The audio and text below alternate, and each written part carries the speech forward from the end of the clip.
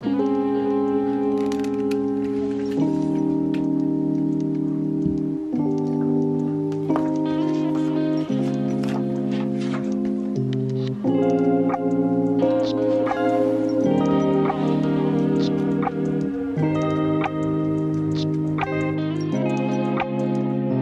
guys, what is up? Welcome back to my channel and welcome to the first video in the Getting Our Shit Together for 2023 series. I'm so excited. I don't know what it is. I was gonna film kind of all of these prepping and resetting for the New Year videos when I do my little version of Vlogmas where I upload daily from December 26th to the 31st. But for some reason this week, I was just feeling so inspired to sit down, go over my 2022 financial goals and set new ones for 2023. And honestly, I'm not going to fault myself for wanting to do that early. I think when you do things a little bit earlier, it can sometimes be a bit more intentional because you've taken a bit more time to think about it. This little piece of hair that is not curled is bothering me so much, but it's fine. Yeah, we're gonna sit down today and talk all things 2023 financial goals. I'm really curious. If you feel comfortable, share one of your 2023 financial goals down below. And I'm honestly so excited. So I think the plan for today is we're gonna go over our 2022 financial goals. Then we're gonna kind of talk about where to start if you don't really know where to start with setting financial goals, and then end off with my 2023 financial goals and my plan for the year. So without further ado, let's jump into it. I think actually let's start with like where to start if you don't know where to set financial goals or you kind of need some help or whatnot, because I feel like the first step, if anyone's in the same situation or like spot that I am, the first step is easy, right? The first step is really like what's driving you, right? If you have, for me, it was consumer debt, right? I was in like $10,000 of credit card debt and I really wanted to pay that off. So for me, that was like my driving motivator. That was my goal, was to pay that off, build an emergency fund, etc., pay off my student loans. Now that that's all done, I feel like this is the hard part because there's multiple right avenues that you can take. There's no, I mean, there are probably wrong things to do, but once you have your emergency fund established, you've paid off your high interest debt, you could go so many different routes. You could go the pay off all debt route, which is like pay off your car, any low interest debt that you have, or you could go the route that I'm leaning towards, which is keeping my low interest debt and then kind of focusing and maximizing my investments. I pull up my little Notion template here because I made a ton of notes for you guys and I want to make sure I don't miss anything. Where are we going to start with setting goals? So I think the first thing to think about is, what do you want your future to look like? Because it's kind of hard to set goals if you have no idea what you want your future to look like. So I think the first thing to do is brainstorm, grab like a piece of paper, a scrap piece of paper, a notebook or whatever, put on some music and just sit and like visualize what your next 1 to 5 years look like, and then set those financial goals accordingly. Is it buying a house? Is it paying off your car? Is it paying off your student loans? Is it saving for a timeshare like us? Like there's so many, sorry, I'm gonna keep playing with my hair because this one piece that it isn't curled is bothering me so much. You really can't set goals, or I guess you can, but it will be hard if you don't know what you want your future to look like, because a lot of financial goals are kind of gonna fund your future. Okay, and then I think it's really important to break your goals down into categories. You got the short term, the medium, mid-term, and then the long term. And those terms can be used differently depending on the person. For you, short term might be the first 3 months of the year, mid-term might be the first 6 months, and then long term be like 1 to 5 years. Or your short term could be 2023 and then your long term be in 5 years from now. There's a lot of different ways that you could use it. Me, I looked at short term as the first 3 to 6 months of the year, medium term as, you know, 2023 as a whole, and then long term is like anything past a year. But there's a lot of right ways to do it. And I think it's also important to note, and I say this all the time because we're fluid and evolving creatures and beings, your goals can change as you change. You could start the year off and say, I really want to pay my car off, and grind and start paying that off, and then halfway through the year be like, you know what, my return on investment is higher if I put that money into investments instead, and change your mind. Like, that is okay. We are constantly evolving and changing, and our goals should be as fluid as we are. So that's just a reminder, because I think that's the hardest thing, is when you set a goal and then kind of realize you want to do something different. It's totally okay. Okay, so now that we've categorized our goals into like short, medium, and long term, I think it's also important to make 3 different categories of goals, right? Your essentials, your wants, and your needs. Your essentials could be an emergency fund, because I think that's pretty essential to have. Your want could be, let's say you want to start saving to upgrade your car, right? It's not a necessity, it's not an essential, but it's something you want to do that will motivate you, because your goals have to be something you want to do. because you need to be motivated to save and motivated to invest and motivated to pay off debt. So they have to really be a reflection of you and what you want and you need out of your life. And then you of course have your wants, which is like paying off a student loan, credit card debt, and in my opinion, you could categorize that as essential as well, but I think that's kind of like a want. And then the last part, and a great place to start, is to just check in on your current finances. If you budgeted in 2022, look over your 2022 finances as a whole, your last 6 months, your last 3 months, your last month, and really journal and reflect on what you think you did well and what needs improvement. I think that's a really great place to start, especially if you don't know where to begin, right? Like, let's say you ate out a ton. Maybe that could be something you want to work on in 2023, or you are really proud of yourself because you had a really good mindset with money this year and you weren't in a scarcity mindset. That could be something you carry into 2023. So I think that's also a great place, and a really important place to start is your current financial state. I also get asked all the time on like, how do you determine your savings goals? And I think it's something we overthink.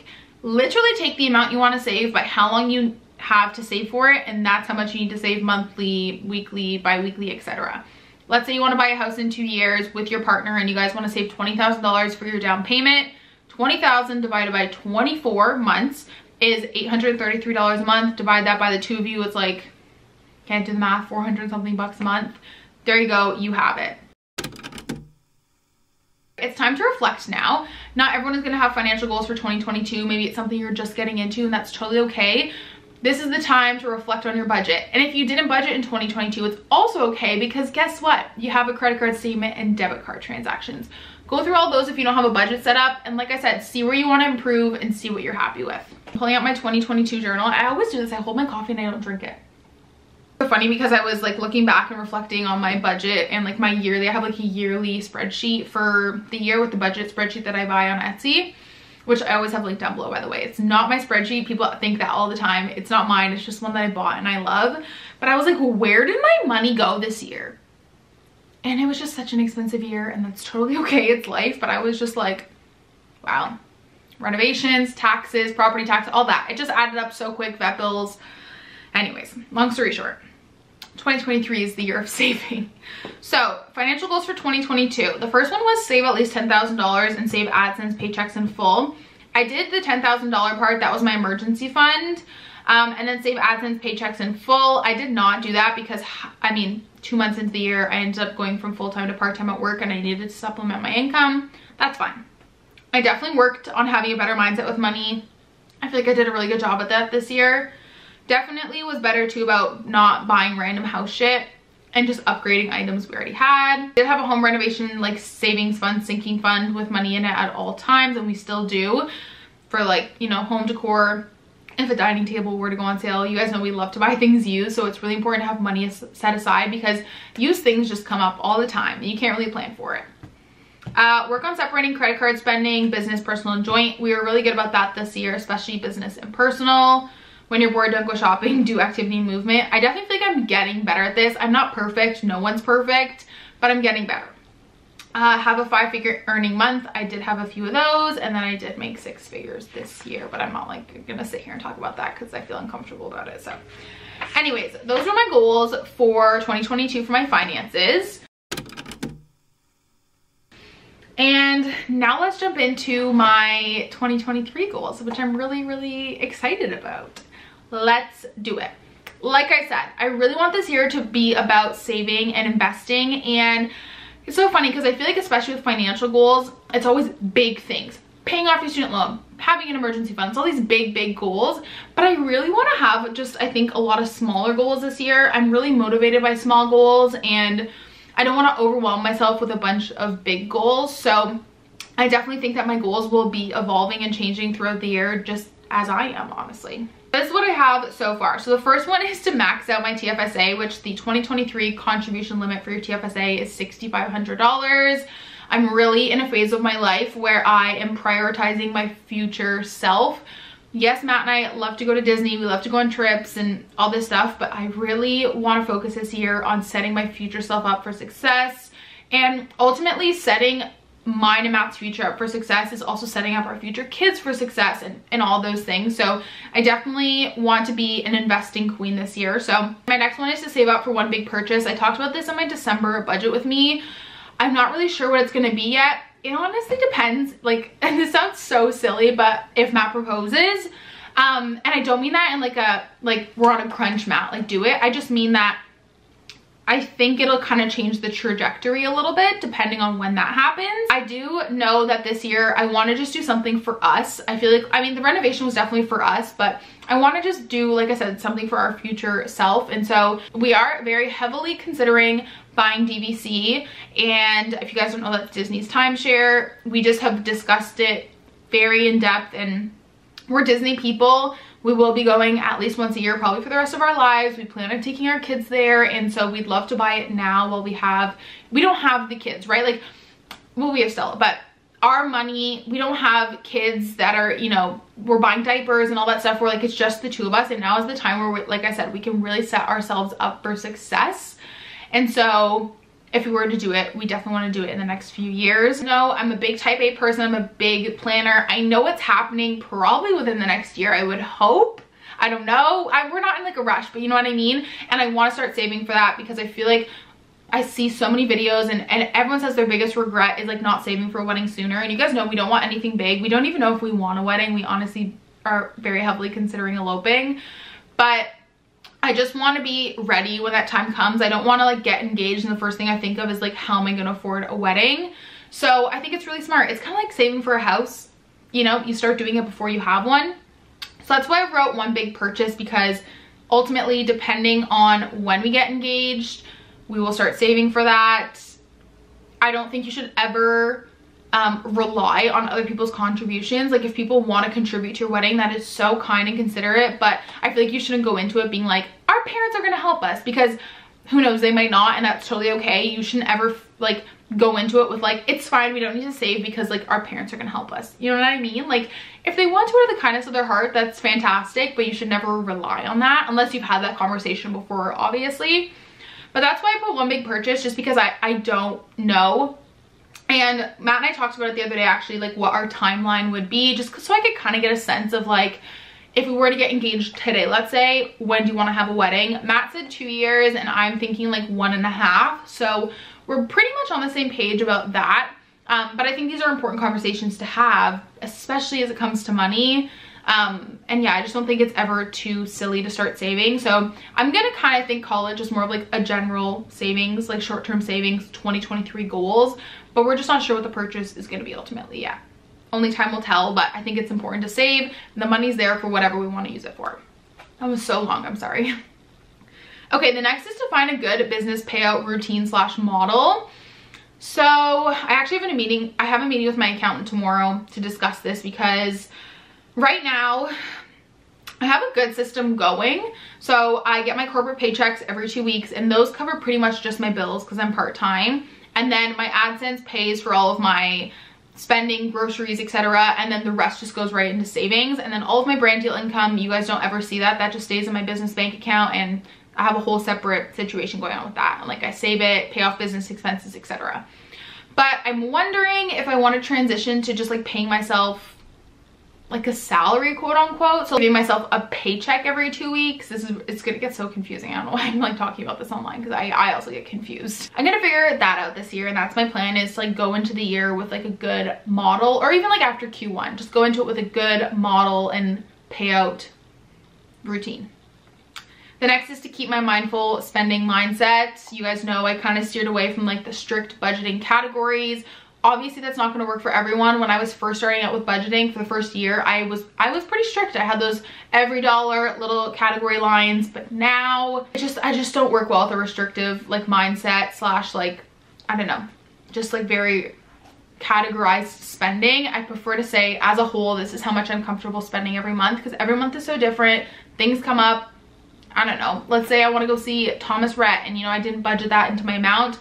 I can buy those tickets and then say like, hey, I'm gonna spend less on myself and self-care this month, and you know, yada yada yada. But I really love a more mindful approach. I think I've developed a better relationship with money, and that's something I want to keep up going into 2023. And I actually spent less money when I have a more mindful approach, rather than be like, you have $300 for groceries, $100 for self-care, yada yada yada. That worked really, really well when I was trying to pay off my debt very aggressively. I'm not saying it's a bad way to do it, but I'm at a stage where that's not the best mentally for me anymore. Okay, the next is to get a raise / promotion at work, which I don't know if that's gonna happen because y'all know we're capped at 1%, but I'm gonna try and I'm gonna see. I also graduate grad school this year, so I'm hoping that with an extra, like, not degree, but like certificate education under my belt, I can go to HR and maybe ask for a raise. I don't know, I've heard people are able to do that after they graduate, so we'll see, but that's the hope at least. The next is to track expenses / income monthly, and I should have added in here I meant business. I feel like I always start the year off strong with this and then I just epically fail. I have not touched my business credit card / my subscriptions or tracked anything since October. Actually, since our Disney trip. Yeah, so October. And I need to get back onto doing that monthly. I almost want to have like a personal monthly reset day and a business monthly reset day. It's all over the place. I am not good about tracking my subscriptions because my subscriptions are in USD. The number fluctuates every month, so I have to be more on the ball about that, especially with tax season coming. So I want to make sure that I'm doing that monthly instead of like every few months. I kind of basically doing it every quarter right now, and I think I should do it every month. Okay, the next and the last one is to prioritize making our house a home with small renovations and furniture. You guys know, I'm really in the stage of life where we bought the house. That was a huge expense, of course. The renovation last year or this year was a big expense. 2023, I just want to make this house a home. Obviously, it's our home. It feels like a home, but there's just little things I want to do. I want to get a new dining table, and by little I mean like I'm not spending more than $400 on a dining table. Like I'd love to thrift it ultimately and paint, and I really want to do a DIY bathroom remodel over the winter. And I don't think that making your house a home has to be an expensive thing. You guys know we love to thrift, we love to buy things used, and so I really, as much as I want to focus on like, you know, maxing out my investments and saving for whatever the 2023 rainy day big purchases, I also want to take this time to really put the effort and money into making this house a home. And like I said, it doesn't need to be an expensive thing, but I just really want to focus on that this year. So those are my financial goals for the year. I really only set like, I'd say 2 big goals, because like I said, I think at some point it gets a little overwhelming. And when I did my mid-year check-in in June, I had set like 4 or 5 really big goals, and ultimately I got really overwhelmed and didn't end up doing basically like any of it because I was just like so overwhelmed. And I was like, oh my gosh, how am I gonna save this money? Like I had put like save $20,000 or something, and I'm all for being ambitious, but there comes a point where you have to be realistic as well. So in my opinion, I think it's better to set 1 or 2 big goals for the year and then just have some little goals, and you can also add goals as the year goes as well, right? So wanted to end this off with kind of how I'm going to achieve these goals. And I think it's important to note that everybody is so different. I'm a very visual person. I get a lot of satisfaction by kind of writing, you guys can see, like writing the little milestones out and checking them off. I'm just gonna share kind of what I'm doing to achieve these goals, but of course you guys can do whatever you need to do. You know yourself best. And yeah. So in terms of maxing out my TFSA and saving up for the big purchase, I still need to decide if I want to, let's say I have $1,000 a month to save. I don't know if I want to split that 500 to my TFSA, 500 to my big purchase, or work on my TFSA first and then the big purchase. I think because of course self-employed income, business income, YouTube income, social media, whatever, income just fluctuates so much. I think my goal for right now is going to be to start the year off by working on maxing out my TFSA, and we're going to do that by of course paying ourselves first, right? We get paid, we pay our bills, we pay ourselves first, and then the rest is to spend. That's kind of the model I'm going to follow. And then I think I'm going to either, when I get a brand deal payment that I choose to like cash out for myself, cash out, that sounds like I'm going to the casino, but you know what I mean. Most of my brand deal income stays in my business account. So if I want to give myself like a bonus, that will go into that savings account. Or if I work any overtime at my corporate job or get a bonus, which I can't get bonuses, I work in the hospital, but stuff like that will go towards the big purchase. So I think that's how I'm going to plan it out for the year, but of course that can change. But I think I'm going to go into the year with like working on maxing out my TFSA first and then moving towards that one big purchase. In terms of finding a good business payout routine and model, like I said, I'm going to chat with my accountant tomorrow and see, and then go from there and build a structure. And I think it'll probably take a month or 2 to get into a good routine with that. or I might just keep what I have going because it's working well for me. And then of course the mindful spending mindset, that's like more of a continuous thing in terms of like how to achieve it. That's just like an everyday effort I need to put in to spend consciously, ask myself if I need something. I'm not perfect, I do spend impulsively, and sometimes I keep it and sometimes I don't. Getting a raise or promotion at work, that's something I'm going to talk about a bit more in my 2023 reset. I do have a career progression tracker where I track everything that I've done just for like year-end meetings. Our yearly like hospital one-on-one with our manager, I think is in the spring, I believe, because that's when the fiscal year is done.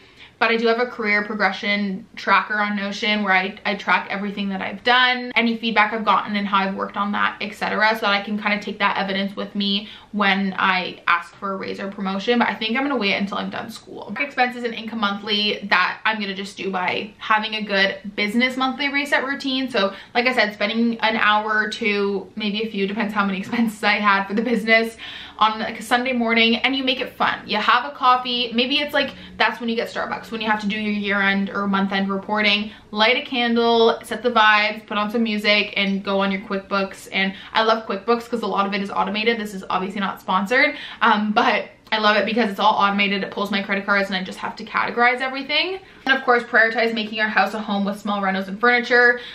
Once again, I'll talk about this a bit more in depth in my 2023 reset, like as a whole, where we like goal set and we go over 2022 from a whole, not just finances. But I actually made like a little like home renovation, home project, little to-do list.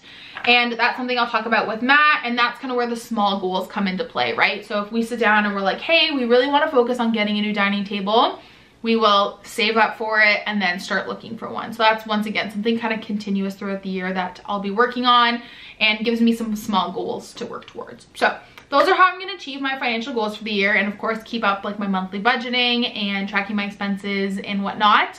But like I said, if you're comfortable, let me know down below what one of your 2023 financial goals is. I'd love to know. I love you guys literally so much. I know it's so cheesy, but I would not be here without you guys. I could put all the hard work in, have the best quality cameras, grind out a video every day, but you guys are the ones that are coming back for 3 videos a week and supporting me, and it just means the world to me. And I could get emotional because I literally just got a notification on my phone that a year ago today we hit 25,000 and now we're at over 70,000 in a year. So it's just, I'm gonna try not get really emotional talking about it. I literally cried in the car yesterday. But yeah, I just love you guys so much, and I just can't wait to see what 2023 has in store for us. I just have big dreams and goals, and I can't wait to take you guys along, and I hope you guys stick around for the journey. I love you guys so much, and I'll talk to you guys in the next one. Bye!